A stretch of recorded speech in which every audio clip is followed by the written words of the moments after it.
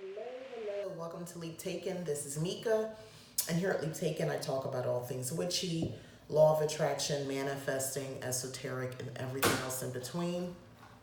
Let me fix my chair. Sorry, felt like I was up too high. Anyway, so today I want to talk about how to release bitterness, and I thought this was a good theme the day before Thanksgiving. I thought this was a very good theme to discuss on bitterness because it's hard to be thankful, it's hard to be grateful when you're bitter. And unfortunately, there's a lot of us out there who can't just seem to let go and move on. It's really upsetting. And I really do feel for the people who are like that because you're missing out on so much. And it plays out in everything you do, including if you are somebody who falls under the paganism umbrella and you're practicing some form of magic or, intentional type work. You practice law of attraction, whatever it is. If you have this aspect of yourself that is just really low vibrating, because bitterness is low vibrational type of emotion. It doesn't get you anywhere being bitter. That energy would serve you so much better if you would not forget. I wouldn't even necessarily forgive, but just let go. And however you need to let go, as long as it's productive, do that. Do that. So I just want to talk about a couple ways, workings you can do. Cord cutting is one. That is something I've never done that. So I won't go too much into detail about it because I haven't actually done it. And the reason is, honestly, I don't have a reason to do it. I haven't had a reason to do it. Probably years ago, that would have been helpful information. I mean, over 15, 20 years ago, that would have been helpful information. But as of now, no, I don't need that particular type of working. But I will look into it to see if maybe I can help someone else. The other thing is doing shadow work. And shadow work is something that can be very extensive. It can be very detailed as it needs to be for the individual. It does involve asking yourself a lot of vulnerable questions and you being vulnerable enough and confident enough that it's just you. I mean, you're answering to yourself, digging deeper in aspects of yourself. Typically, for shadow work, you're going to have some sort of a guided approach, whether you're working with a person, whether you're using a book or something like that, or if you have enough information yourself, you could piece things together. But it's usually something it's guided work. It's guided work, but it is beneficial when you're trying to sort of peel back the layers of why you can't seem to let go. Because some of us out here want to,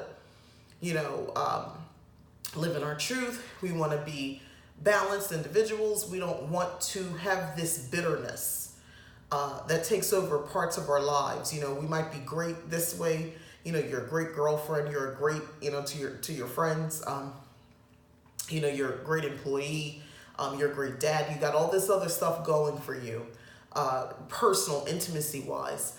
But there's this other part where you're so bitter. For instance, a lot of us out there have struggled with our parents, mothers or fathers, and have issues. And as time went on, those issues became just bitterness.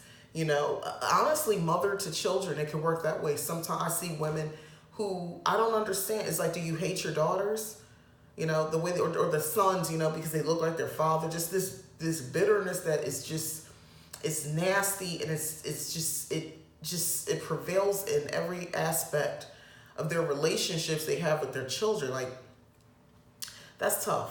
But shadow work, do some shadow work to get underneath the layers so we can stop talking about, oh, I'm just like this, or, I have a reason to be this way. I've heard stuff like that before. A spiritual bath. A spiritual bath. Now, that's become very popular in the, we'll just say, pagan community, having a spiritual bath. It doesn't take away the power of a spiritual bath. A lot of people do that for cleansing and for other purposes. I think a spiritual bath can be helpful along with a reading. Um, they sort of go hand in hand, have a reading, and depending, and I'm keeping this really kind of high level because it depends on, what path you follow exactly. But a spiritual bath is something basically, usually it's going to be herbs and, other elements and things like that, all organic, nothing that's going to harm you, that you literally take a bath in this. Some people sell them wrapped in like a gigantic tea bag, and it infuses the water. I've heard others put everything in a tub. It's just everything in a tub. Whatever way you're doing it, do it and get a reading for yourself. If you're not comfortable reading yourself, especially since you're trying to work through this, you might want to have someone else do the reading for you. And depending on that information, it might help with maybe what herbs and things like that you might want to use for the purposes of your spiritual bath. The other thing is about working with somebody. Work with a coach, work with a spiritual coach or some sort of, I'll just say coach because they can be a spiritual leader, or you can call them what you want, but basically a coach, right? Somebody who is sort of your advocate, on your side, and is in it for the betterment of you. The whole purpose of them working with you is to help you, to get you through this. So you might need to do that. Now, I'm talking about magical workings. So the mundane side, of course, is, talk to a therapist, counselor, still religious leader, technically, if that's what you want to do, but talk to somebody professional if possible. If you're just really struggling with this, horrible things happen to us, and sometimes we can't get past it. Sometimes we can't move on, and we think we're doing it, and we're just becoming bitter. And it eats away at us, and that's not great. It can eat away at you physically. Obviously, spiritually, it's going to affect you. So that's why I even made the video, because I think it makes sense, especially now. I'm not going to be around, my family because I moved away. So that's not going to happen for me. But I know in almost all families, there's at least one bitter person, and you can tell like that life didn't go the way maybe they wanted it to go or how they thought it might go, and they're bitter and they're nasty. They're nasty to everybody. I think it's even worse when it's an older person, because you've had opportunities out the wazoo to live your life, and your life is still existing, so it's not over. Do something now. Do whatever you can now while you still have time, as opposed to choosing to be bitter. Okay, so the other thing is, I have a list here, and I can't even understand what I wrote. So I wanted to just kind of touch a little bit on law of attraction and how that might be helpful. Law of attraction, and I'm overgeneralizing here, but I don't want to make the video about law of attraction, but it's the concept, relatively speaking, if you attract what you put out there, how your thoughts can become things. You can manifest your thoughts, desires, wishes, if you will, into your reality. That is possible. Following some steps, but it all starts with focus, right? And aligning and so forth. So in a nutshell, that's a little law of attraction. So I think when it comes to resolving your issues with bitterness and just finding ways to be gracious, because the bitterness is kind of swallowing you up and you can't really find much to be grateful for, law of attraction is great for that. So if you're aware of this and you're someone who says, I can't, there's nothing I want to be grateful for. I don't like my life. I don't like where I'm at right now. And I don't want to say I'm grateful for it because I don't like it. Been there. I've been in that position before. I remember thinking like that. Well, I know they say to be grateful, but I'm not grateful. I don't want to live in this place. I don't like where I work. I don't like any of the things around me. So people say, well, be grateful you woke up this morning. That's okay. You can be grateful you woke up this morning.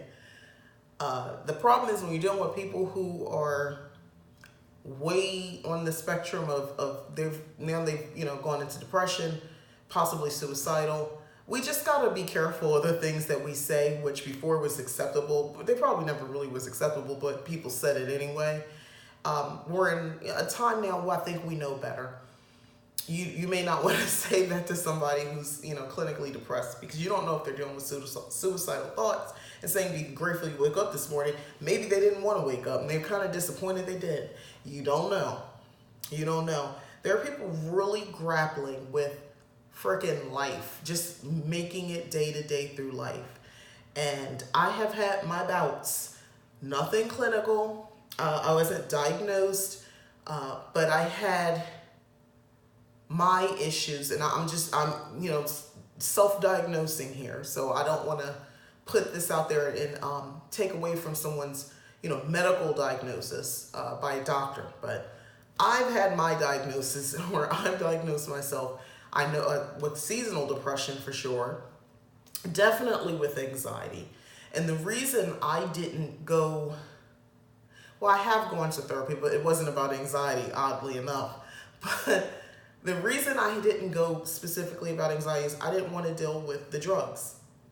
And most of them want to give you drugs to manage anxiety. And I'm not that kind of a person. I want to know other ways I can manage. Let's think outside the box. So honestly, witchcraft works for me. And I know that's a hard thing to say. I was actually watching someone's video, and they were older videos, and I just found this YouTuber.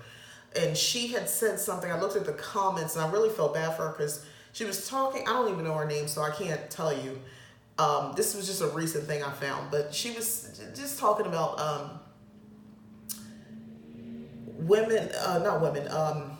having, depression and things like that. Why don't you use witchcraft for it? And people was like, well, I'm, depressed. Multiple people in the comments, I'm depressed, and you can't. That's an ignorant statement or incorrect statement to say that you could just use witchcraft for that.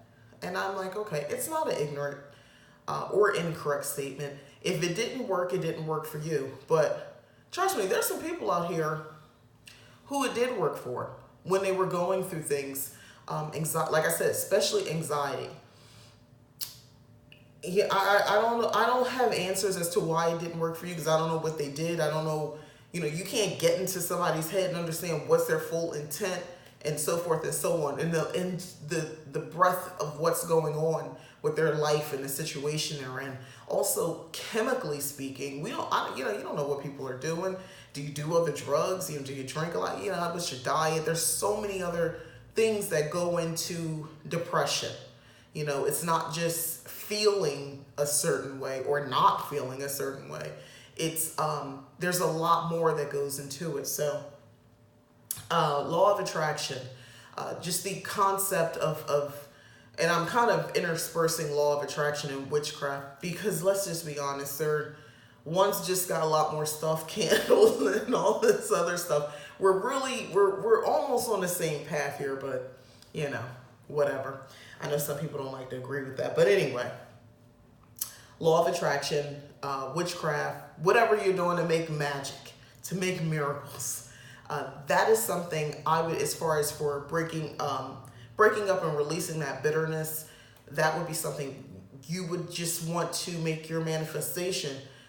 Peace in your life, balance, all the things opposite. You wouldn't say, I don't want to be bitter. You would find the things that would be the opposite of that. And that's what you would manifest into your life. And I just want to say, I talked about older folks because I'm getting older. And I realized that those who are older than me, I'm seeing it's starting now with the people I know, where you see the tide is turning. We know we're getting older. We know that we're not spring chickens anymore. We're getting older. So a lot of us, we holding it together now as best as we can. But as time goes on, you physically change. You're going to look older. And along that, hopefully you become wiser. That's the goal, to age and gain wisdom. Some of our elders, living elders, I think they just had a lot of regret in their lives.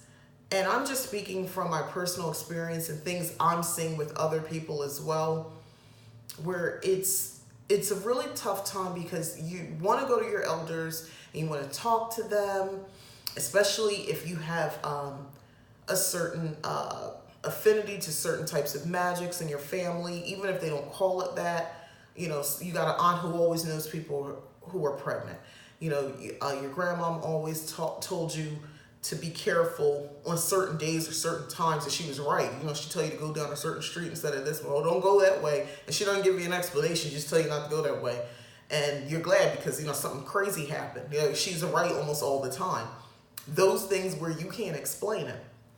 And she might not even, first off, she probably isn't explaining. She just told you what to do. That was it. When you have that type of thing going on, you want to talk to your elders. You want to run this by them, especially if you're coming into magic very seriously, if you're coming into the spiritual path of under paganism and with intent. And you want to talk to them, and it's tough sometimes when they're in a place of bitterness because of the regrets they have in their life. And I'm seeing a lot of that, and it's sad. That actually is one of the things that kind of sparked this idea. I didn't know if I would do it this week, but to do this video, because it is really sad when I see that people in groups I belong to, they'll mention, they want to talk to their mother, who might be a little older or my age or older. Some of them are younger people, but then there are people my age wanting to talk to, their mother or grandmothers and things of that nature, and they it's like they're nasty to them. And a lot of them assume it's because of, religion, because they decided to, be Christian or whatever. So they don't want you to come talking to them about that sort of stuff. That's possible. But for some of them, I think that it's just the idea that there's something more and they didn't take a hold and they didn't find out. I think some of them are a little bitter about it. I'm privy to a lot of people's, information, people asking questions. So that's where I'm coming from. But I think a lot of our elders are very bitter with regret about just not doing some of the things that a lot of us are doing now, and living, out of the broom closet, out and about. And I understand life would have been different in their time. Come on, we know that. They know that too. But instead of having pleasure for the generation that now can, where you couldn't, there's bitterness, and also the choices maybe that they decided to make that would make it almost impossible to live differently, for them. At least they thought so. And here they are older, and it's just they're so mean. You ever you got a mean aunt, mean granny, or something like that, and you're like, what is wrong with this woman? And people will tell you, no, she didn't used to be like this. So what happened? Auntie and granny are a little bitter because of life choices. And I'm going on this tangent because if you're watching this and you're not a granny already or a great auntie, they still have a choice. They can change their life, but they probably won't. They're probably most likely set in their ways. But hopefully you don't think like that. And the last thing you want to do is continuously live through life unable to find something to be grateful for. Just this blocked off feeling. And then, oh, by the way, I want to get into magic. I want to get into practicing things. When no, you got to come from a place with an open heart. You have to be somewhat vulnerable when you are practicing magic, or manifesting anything, because you're putting so much of your feelings, your thoughts, your desires. There's a rawness there. You have to be vulnerable for that part. And if that bitterness is just like a poison that eats away, and it will sabotage everything you're doing. And you won't get where you really want to go, or get the things in your life you really want, which in turn may make you more bitter. So let's get a handle on that now. So I'll just reiterate, if it's tomorrow's Thanksgiving, yes, I understand it's a commercial holiday. Yes, we understand what really happened, but we're eating turkey, most of us anyway. To what is that, tofurkey if you're, vegetarian or vegan. But a lot of us, most Americans, not everybody. I know not everybody's gonna do it, but most of us are usually sitting around with friends, family, or a combination, and the conversation about being grateful or thankful. I know in my family, I did that. My little family here, we would do that. We'd go around the table and say, "What are you grateful for?" I think my mom did something like that too when we were growing up. Depending on how big it got, with as far as people who came for dinner. But for the most part, I remember her doing that. At least most of the time we did that. You have to think of something. So ahead of time before you get to dinner, you're thinking, what am I going to say I'm grateful for? So, up for the year or what's happened in your life, whatever, you have to say something. My kids would say, I told them it doesn't matter. And they would struggle with this. My daughter was always like, I got something. My son was like, I don't know. He's one of these people. And it's like, well, are you ungrateful? Like, do you not have anything to be grateful for? And he's like, oh, no, it's not that. I just can't think of what I want to say. Teenagers. He would grapple with something and pull something out the sky to say. My husband is the exact same way. Oh, I don't know. And then he'll say something where you never thought. Like, why would you be grateful for? Like, it'll be something like the grass. It'll just be this weird thing. But you can't, you're not allowed to judge people on what they're grateful for. We just agree to say, okay, that's nice, and you move on to the next person. When we're all celebrating like that, don't be the person. It doesn't matter what other people think, but inside, you don't want to be the person who you really struggle with finding anything of significance that you can sincerely and with truth say that you're grateful for. So, take this time now to really think what's going on in my life that I can actually have gratitude for legitimately. Like, don't find some fake stuff. What am I legitimately grateful for? And, write that down. Let that be the basis of your healing if you need to, as far as releasing, bitterness or even guilt. Guilt can erode into bitterness. It's weird like that. But yeah, work on it. Do some, like I said, find it working. I said cord cutting, there's shadow work, spiritual bath with a reading, working with an advisor or a coach, spiritual advisor, something like that, to guide you, who might give you workings to do as well. But that's just my little moment on my soapbox about addressing bitterness. Let's find balance. Let's find peace. Let's find gratitude, because I think gratitude is the basis of most of the stuff that we're doing as far as workings, magical, manifesting, all of that sort of stuff. So thanks for watching. This is Mika, and you're at Leap Taken. Please like the video, and if you haven't, please subscribe. Thanks.